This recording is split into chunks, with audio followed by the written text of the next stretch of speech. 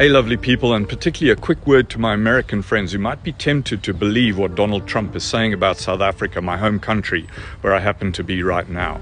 Him and Elon Musk are racist who have no idea what they're talking about, because what they're doing is taking the word of a fringe racist group called AfriForum and other disaffected whites, disgruntled by the end of apartheid, feeling hard done by, and much like the Israelis, victimizing themselves when they are not victims at all. About how, land redistribution is racist against whites. These are such ignorant provocateurs, and it's going to backfire on them.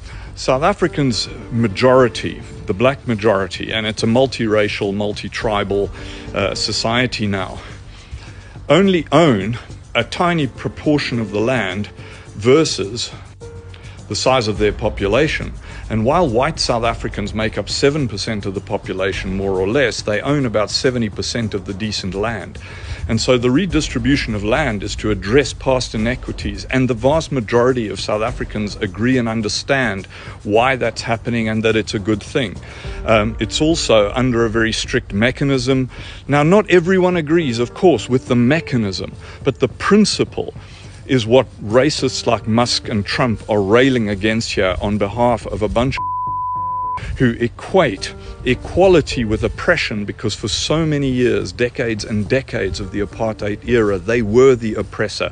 And as we know, whenever the oppressor looks at something like equality, it suddenly becomes oppression of him.